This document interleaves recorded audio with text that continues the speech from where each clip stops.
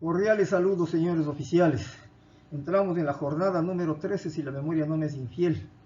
Pero es irrelevante el número. Lo que nos importa es lo que vamos a tratar. Hemos estado tratando ya en algunas de las clases anteriores la campaña sobre el Océano Pacífico e íbamos avanzando poco a poco en la cronología hasta que llegamos a la vez anterior a la batalla de Midway, en esa batalla que marcó realmente la inflexión en la guerra. Desde allí tomó ya definitivamente la iniciativa estratégica de Estados Unidos y empezó el retroceso de Japón. ¿Qué es lo que vamos a empezar a ver con esto que le he llamado la campaña post-Midway? Pues tras la victoria en esa batalla, se produjo hacia el sur a lo que ya vimos, ¿no? El triunfo en Guadalcanal, que duró 6 meses, del 7 de agosto del 42 al 9 de febrero del 43. Aquella situación que llamaron el infierno verde y aquellas acciones que tuvieron una resistencia muy severa y que frenaron en gran medida la progresión con la velocidad, con la diligencia que hubiese querido MacArthur para la fecha al entrar en tierra. Bien, vamos a ver primero un video para reforzar un poco de lo que fue la batalla de Midway. La batalla de Midway es uno de los combates más importantes y decisivos de la Segunda Guerra Mundial. En un vídeo que publicamos en este canal sobre la Segunda Guerra Mundial, ya os contamos cómo los Estados Unidos, presididos por Roosevelt, aplicaron un bloqueo comercial y un embargo de petróleo a Japón. Entonces, al gobierno nipón solo le quedó una salida: o retroceder o ir a la guerra. Y fueron a la guerra. Los japoneses atacaron por sorpresa la base de Pearl Harbor, en Hawái, lo que provocó que Estados Unidos tuviera por fin unos motivos más que sólidos para declarar la guerra a las potencias del eje. Roosevelt dividió sus fuerzas. Por un lado, gran parte del ejército acudió en ayuda de los aliados en Europa, mientras que el resto de sus fuerzas, sobre todo las navales, se enfrentaron a los japoneses en el Pacífico. Durante los 6 meses que siguieron a esta declaración, los japoneses obtuvieron importantes victorias.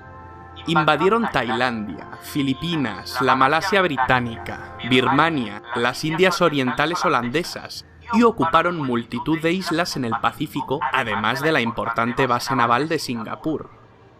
El ánimo de los estadounidenses no pasaba por su mejor momento. Tampoco mejoró después de la batalla del Mar de Coral, la primera batalla de portaaviones en la historia. Los japos habían salido muy perjudicados en esta batalla. Uno de sus portaaviones fue hundido, otro dañado y otro quedó sin grupo aéreo. Sin embargo, el precio de la victoria estratégica norteamericana se había saldado con importantes bajas, entre ellas el Lexington y uno de los portaaviones estrella, el Yorktown. Entre las tropas niponas no cabía el desánimo. Se ideó una operación para ganar océano a los norteamericanos. La operación MI fue el nombre que los japoneses dieron a los preparativos secretos de la batalla de Midway. Midway era un atolón americano del Pacífico Norte, entre Tokio y Pearl Harbor, un enclave fundamental que podían utilizar para atacar Japón. Yamamoto, comandante en jefe de la flota combinada de la Armada Imperial Japonesa, ideó un engaño: dispersar la flota para disimular el ataque y alejar a los barcos americanos del atolón. Para llevar a cabo esta distracción, Japón se dirigió al norte para efectuar un ataque sobre las islas aleutianas, Attu y Kiska, pertenecientes a Alaska. Era la primera vez y la última que una potencia extranjera ocupaba suelo estadounidense.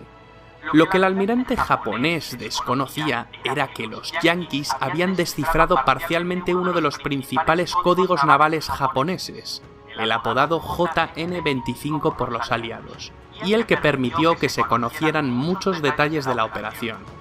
Entre estos detalles estaba la estrategia japonesa de dispersar la flota americana, también que se llevaría a cabo una operación militar en un objetivo llamado AF.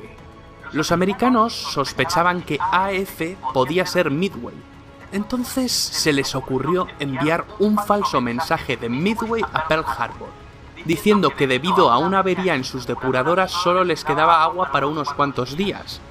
Poco después, los japoneses en sus comunicaciones dicen que AF tiene escasez de agua. Los japoneses habían mordido el anzuelo. AF era Midway. Conociendo los planes enemigos y bajo el liderazgo del almirante Chester Nimitz, comandante en jefe de la flota del Pacífico, los estadounidenses enviaron refuerzos a Midway, en previsión del ataque.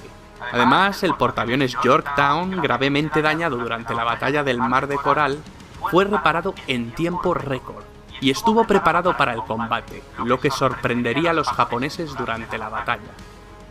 El vicealmirante japonés Nagumo lanzó su primer ataque a la isla a las 4:30 del día 4 de junio de 1942, con un total de 108 aviones de combate.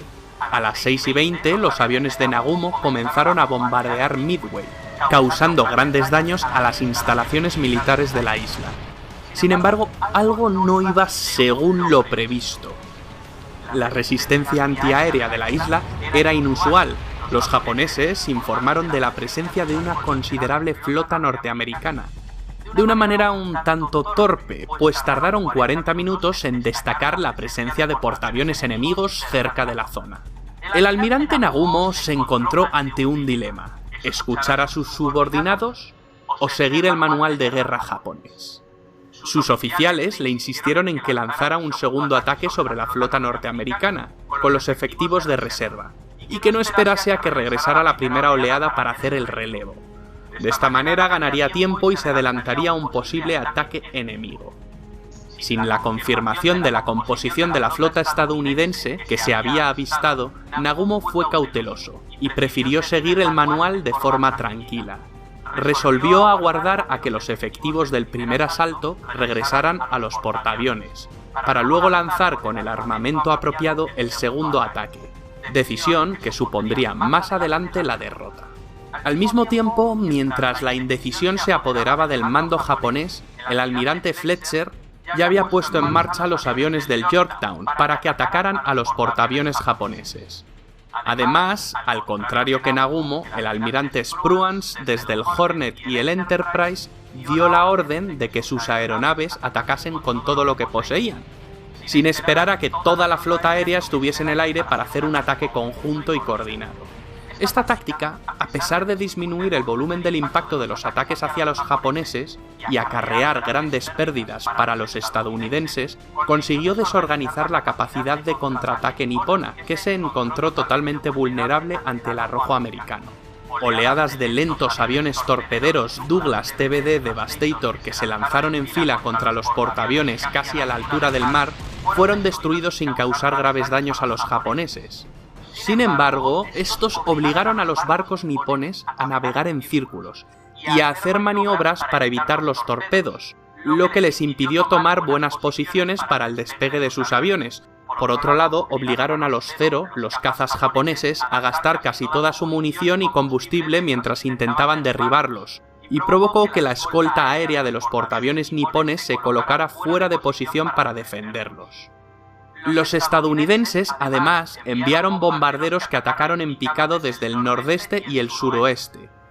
Estos cayeron sobre los portaaviones enemigos, que para entonces estaban en condiciones extremadamente vulnerables, con las cubiertas llenas de aviones cargados con combustible y armados para iniciar el contraataque. Esos aviones que el almirante Nagumo no quiso adelantar. A las 10:22, los bombarderos del portaaviones Enterprise se lanzaron sobre el portaaviones Kaga, mientras que en el sur los del Yorktown cayeron sobre el Soryu y el Akagi, que también recibió los impactos de los bombarderos del Enterprise 4 minutos después. El ataque, que duró 6 minutos, fue devastador. 3 de los 4 portaaviones japoneses quedaron fuera de combate, en llamas o hundidos. El contraataque japonés desde el portaaviones intacto Hiryu dañó el Yorktown, inmovilizándolo, pero fue vuelto a reparar en 1 hora. Los nipones no contaban con esta rápida reparación, y lo volvieron a atacar creyendo que era el Enterprise. Por tanto, el Enterprise pudo lanzar un ataque aéreo al Hiryu, que fue destruido. En la batalla, Japón perdió los 4 portaaviones que puso en combate. Un gran destrozo, puesto que a la gran flota imperial japonesa ya solo le quedaban 2.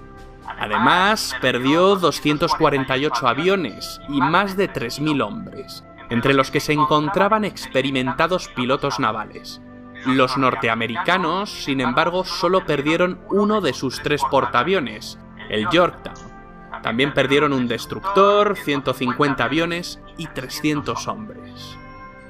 Gracias a esta victoria de Estados Unidos, la expansión japonesa por el Pacífico se detuvo, aunque la marina nipona continuó luchando con ferocidad incluso frente a la supremacía naval de los Estados Unidos. Midway sería un punto de inflexión en la contienda, dando a los norteamericanos la iniciativa estratégica. La victoria de los aliados solo era cuestión de tiempo.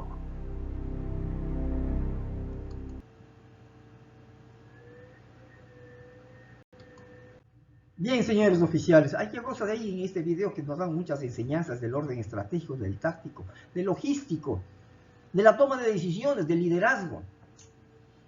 Esas son las cosas que debemos extraer más allá de la espectacularidad hollywoodense que nos pueden estar presentando en los videos. Veamos las enseñanzas que nos dan. Bien, entonces salimos ya de Midway y vamos a empezar el regreso de los japoneses hacia su territorio, el retroceso. La iniciativa que tomaron los americanos, ¿sí? Como bien dicen al final de lo que acabamos de escuchar, los Estados Unidos pues ya se hicieron cargo de la parte estratégica. Los nipones no volvieron ya a intentar expansión, quedaron muy disminuidos con los 4 portaaviones hundidos.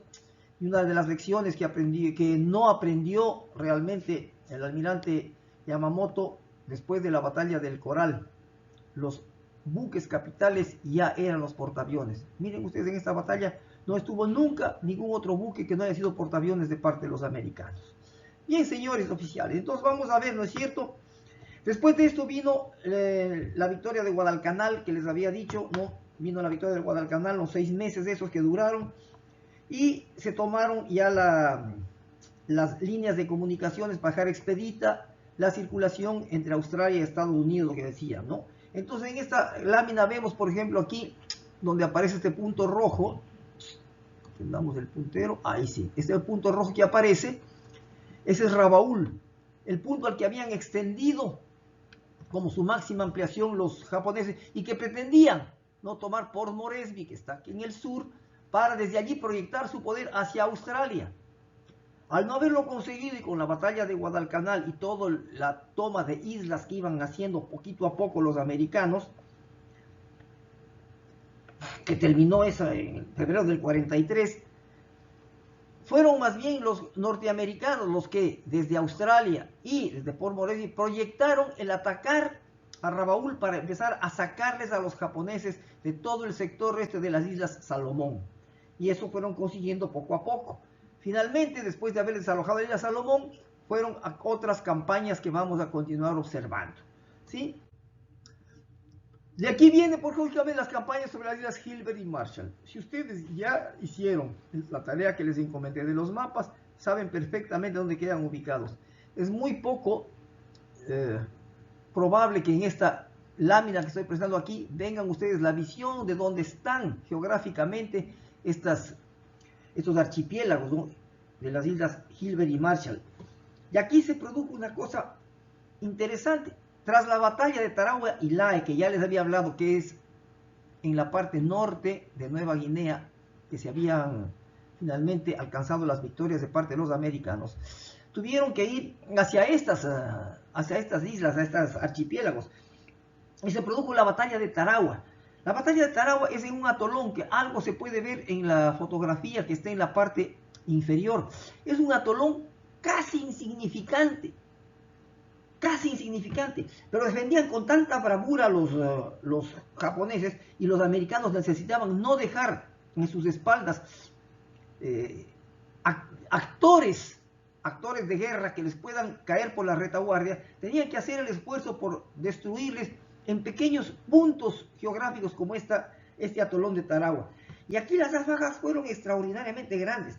Murieron 985 marines, 687 navales, 2.311 heridos. Estamos hablando de como 3.600 bajas realmente. Eso causó un escándalo en los Estados Unidos. ¿Cómo para un atolón de Marras, pequeñito, perdido en medio de la nada de la geografía del mundo, tenemos que hacer tanto esfuerzo. Pero la necesidad de ir, lo que decían ellos, ¿no? Esas de ir, ¿no? Victoria tras victoria, como la estrategia de la alcachofa que se dice, ¿no? Vamos hoja por hoja sacando, y ahí está lo que da. Entonces, dos batallas importantes que se dieron aquí y que vamos a subrayarles. La primera, la batalla de Tarawa, que ya les acabo de decir, la cantidad de bajas que tuvieron, y la batalla de Maquín. Esta batalla de Maquín, y miren las fechas, la de Tarawa el 20 de noviembre, estamos del año 43, casi enseguida, el del 20 al 23 de noviembre, la batalla de Maquín. Si nos escandalizamos de las bajas que hubieron en Tarawa, en donde no se rindió ni un solo japonés, ellos hasta exterminar todos, no se consiguió ningún soldado japonés vivo después de esto. Miren lo que pasó en Maquín.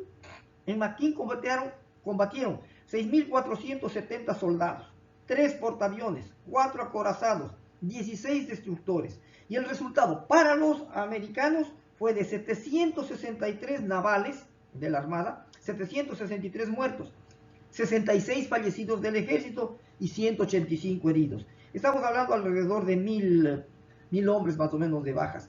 Del Japón, 4.690 muertos. Ni uno solo se rindió. Sí, ellos combatían hasta el último. 4.700 muertos en bajas, 4.700 frente a 1.000 aproximadamente de los otros. Una desproporción enorme. Pero esto podía hacer reflexionar desde lo político, como efectivamente ocurrió más adelante, y ya les voy a comentar eso. Vamos a la siguiente campaña, o sea, dentro de esta campaña, al siguiente salto que hacían en las islas Gilbert y Marshall también, ¿no? La ubicación geográfica era importante justamente para poder tener libres las comunicaciones entre América y Australia, Estados Unidos y Australia. Era una parada obligatoria además para llegar al Japón. Ya estamos cerca del Japón. Entonces ahí va estrechándose, la maniobra estratégica general del Pacífico se va configurando ahí. Entonces habían avanzado por el Pacífico y las Islas Marshall, ¿no? Unos 42.000 soldados del ejército, como marines también, desembarcaron en Kwajalein. Nunca de haber oído ustedes este nombre de Kwajalein, una isla muy pequeñita, ¿no? El 31 de enero, una batalla durísima. Y la isla se terminó conquistando el 6 de febrero. Y luego le volvieron a derrotar muy cerca de Kwajalein en este nuevo punto que se llama Eniwetok, el 17 de febrero. Pero veamos las bajas que se produjeron. Y es importante esos números por lo que voy a comentar un poquito más adelante, ¿sí? En la batalla de Kwajalein fallecieron 142 americanos y tuvieron 845 heridos. 142 fallecidos, mientras de los japoneses 4.300 fallecidos. 142 a 4.300. Heridos 845 y japoneses apenas 166 prisioneros. No se rendían, combatían hasta el último hombre. Esto en Kwajalein. En Eniwetok no tuvieron fallecidos los americanos 262, fallecidos los japoneses 2.677. Miren la desproporción, 10-1 aproximadamente. En cuanto a heridos, los americanos tuvieron 757 y los japoneses solo 16 prisioneros, solo 16 se rindieron en esta isla. Entonces la conquista era importantísimo por la resistencia enorme que presentaban los japoneses y para poder seguir este avance hacia las islas del Japón. Entonces, conquistadas las islas Gilbert y Marshall consiguieron, ¿hacia dónde? Acerquémonos. Si ustedes ya hicieron ya los mapas, ¿hacia dónde se acercaban? Hacia las Islas Marianas y Carolinas. Hacia las Islas Marianas y Carolinas. Y esta es la campaña que hizo aquí. El objetivo estratégico, ¿no?, era conseguir las bases aéreas para poder desde esas bases bombardear a Japón sin necesidad del apoyo de portaaviones que con tanta dificultad consiguieron aquel evento del coronel Doolittle, ¿no? Entonces consiguieron finalmente recuperar las islas de Saipán, Tinian y Guam. La isla de Guam tenía una historia entretenida, si no podemos llamarla entretenida. No sé si le topamos algo con estas clases que han sido tan cortas y tan poca información, hay como pasar. La isla de Guam era una isla española, era de las colonias españolas. Tras la guerra hispano-norteamericana de 1899, que perdió España y se quedó libre Cuba, Puerto Rico, Filipinas, y varias de esas islas españolas pasaron a manos de los norteamericanos. Entonces Guam pasó a ser una isla norteamericana. Ahí hubo, en un video vimos, ¿no?, que inclusive en esta isla fue aquel evento en que los españoles, pensando que llegaban los americanos simplemente como amigos, les rindieron honores de llegar y dijeron: oye, estamos en guerra, ustedes van a ser nuestros prisioneros. Espero que recuerden eso, pero si no, así más o menos ocurrió. No me puedo detener en eso. Bien, estábamos, ¿no?, cuando atacaron a la isla de Truk, 17 y 18 de febrero de 1944. Bien, ¿qué pasó en abril de 1944 desde lo político? Fallece el presidente Franklin Delano Roosevelt. Estaba en su cuarto periodo de mandato, el único caso de presidente de los Estados Unidos que ha hecho más de 2 periodos, él hizo 4. Fallece él y le sucede en la presidencia de la República Harry Truman. Abril de 1944, Harry Truman asume el rol de presidente de la República y tiene que continuar con el esfuerzo de guerra. Otra cosa había ocurrido, ya no en abril, sino en junio de 1944, en el teatro de guerra del Atlántico, pero ya en Europa. 6 de junio, el desembarco en Normandía. Entonces empezó a cerrarse la pinza en Europa para acercarles a los alemanes, y ya los alemanes estaban muy disminuidos también, habían retrocedido muchísimo ya porque les dejaron, en el frente ruso ya les fueron también cercando. Y eso ocurría también ahora acá en el Pacífico. Entonces,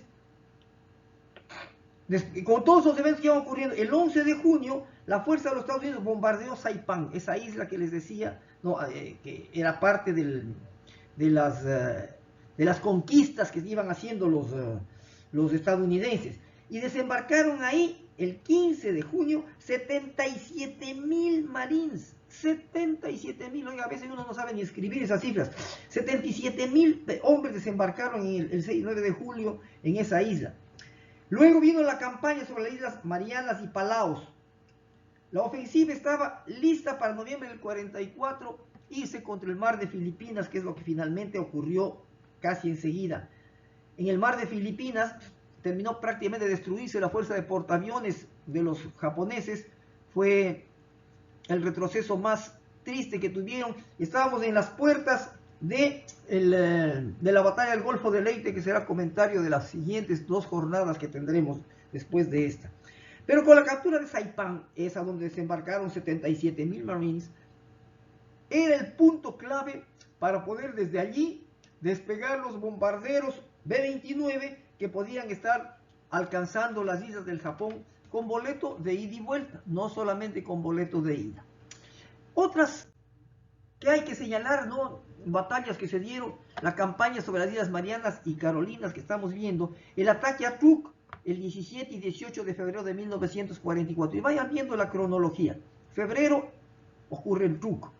Si ya hicieron la geografía, vayan viendo y avancen. En Saipán, en junio del 44. En Filipinas, del 19 al 21 de junio. En Guam, el mismo 21 de junio. La de Tinian, el 24 de junio en las Islas Marianas. Peleliu, el 15 de septiembre del 44. Angur, el 17 de septiembre de 1944. Todo esto en las Islas Palaos también. Guam, que había sido invadido el 21 de julio y conquistado el 10 de agosto, ¿no?, fanáticamente defendieron los japoneses y no pudieron hacer una conquista real, sino mucho tiempo después que se acabó realmente la batalla oficialmente, porque seguían luchando con guerrillas. Ya van a ver ustedes cómo era el proceso psicológico de que tenían los japoneses cuando yo les dé la última tarea que está pendiente que les dé, que les dice: acuerdan que van a hacer a mano un escrito. Eso les diré más adelante. Entonces, en la operación de Tinian, el 24 de julio, que se tomó el 1 de agosto, por primera vez se utilizó el napalm. ¿Qué es el napalm? Es un compuesto químico que utilizan como fósforo blanco, podríamos decir, bombas de napalm que eran bombas incendiarias. Si vemos desde el punto de vista químico, es un compuesto gelatinoso, una combinación de 2 ácidos, ¿no?, el ciafténico y el palmítico. No me dicen nada de esos ácidos, a mí tampoco, por si acaso. Pero lo importante es que esto era casi como fósforo blanco. Espontáneamente se incendiaban. Entonces eran bombas incendiarias, que fue utilizado muchísimo en la guerra del Vietnam. Después ya está prohibido. Ahora sí está prohibido, está regulado todo eso. Enhorabuena que haya normas que nos regulen un poco mejor la guerra. Entonces, esto es lo que se produjo en estas batallas. Y finalmente, la campaña sobre el mar de Filipinas. ¿Sí? Como les decía, aquí se acabó realmente la flota de portaaviones de los japoneses.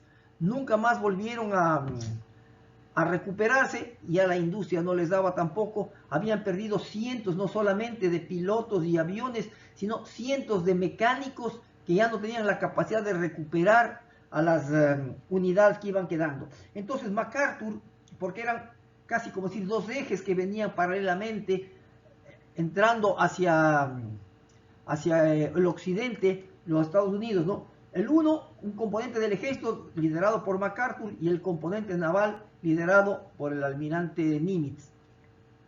Entonces iban los dos, y el presidente de la República, en ese caso ya Harry Truman, iba dando las disposiciones de lo político para poder hacer las acciones estratégicas militares. Entonces, se desarrolló en septiembre y principios de octubre de 1944 en el mar de Filipinas, ¿no? Estas son las islas Filipinas, en el mar de Filipinas, un poco hacia el oriente de Filipinas, en donde terminaron de destruir los portaaviones, prácticamente dos portaaviones. Y después de eso ya se proyectó hacia la batalla de Leyte, batalla que es la batalla más grande que se ha producido, la batalla naval más grande de la historia de la humanidad. De eso será motivo de hablar las siguientes jornadas, como les dije. Pero miren ustedes, ¿no? En lo que dicen el párrafo final es importante que desde 1944 submarinos y aviones atacaron a la marina mercante japonesa y privaron a su industria de las materias primas por cuya obtención había ido a la guerra. Es decir, es el objetivo político, el objetivo estratégico de la guerra era conseguir materias primas para poder hacer real la maniobra, porque ellos no podían sustentar sin tener cubierta la logística. Insisto, cuando tenemos los medios completos, la logística se subordina a la estrategia y la táctica porque le provee de todo. Pero si no está en condiciones de proveerle, la estrategia y la táctica deben subordinarse a la logística porque les va a limitar. Y eso es lo que buscaban evitar los japoneses, ¿sí? Ellos no eran capaces tampoco en su industria de reponer como si repusieron los americanos. Una de las cosas que me olvidé de comentar del video que vimos hace un momento de Midway, ¿no? Nos dice ahí que uno de los portaaviones norteamericanos, creo que era el Yorktown, no importa cuál, fue atacado y consideraron los japoneses que estaba ya inutilizado. En una hora le repararon, en una hora. ¡Qué capacidad de los CONAVE! ¡Qué capacidad! Profesionalismo, señores oficiales. Exijámonos y exijamos a todos.